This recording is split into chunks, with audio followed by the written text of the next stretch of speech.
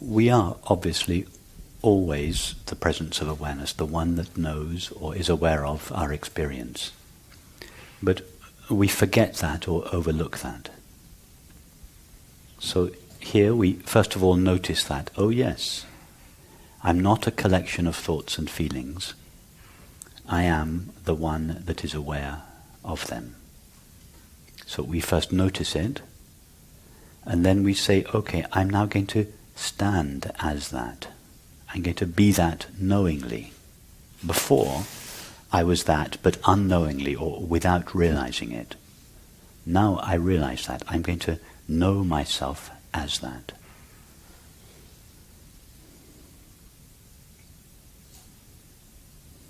You don't suddenly become that. You notice, oh, of course, I am that, and I have always been that.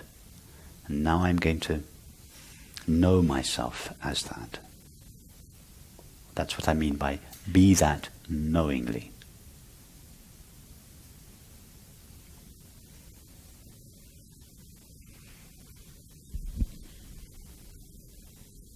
And it sounds like it's something that you can do.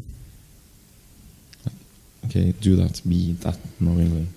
And it's only... Ultimately, no. But for all practical purposes, yes.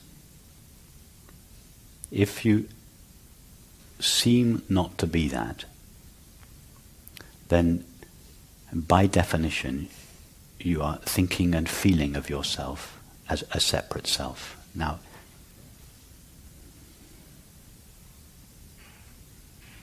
the separate self, by definition, feels that it has a choice, that it is the doer of its activities. So it's best to be honest about that. And having realized that it is inevitable that the separate self feels like a doer, a chooser, a decider, then do choose or decide the best thing you can possibly do, choose or decide, which is to be the presence of awareness. So when I say, yes, that is something you can do or choose, I'm making a concession to the belief that we are a separate self. But we have to acknowledge that if we feel we are a separate self, we cannot legitimately say, I have no choice, there's nothing to do. If we do say that,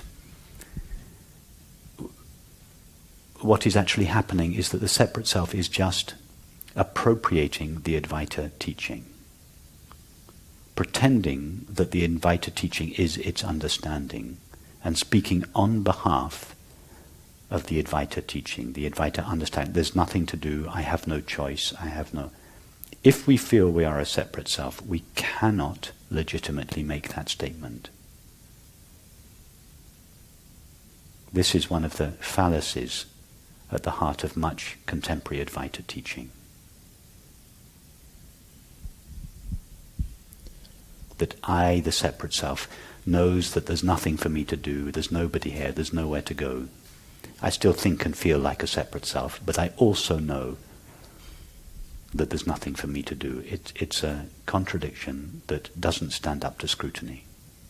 It's not true.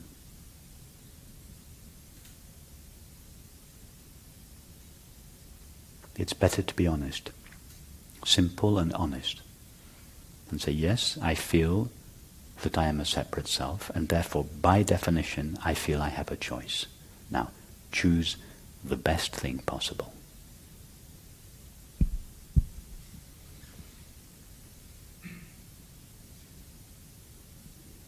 And if you don't feel you're a separate self, then the question won't arise.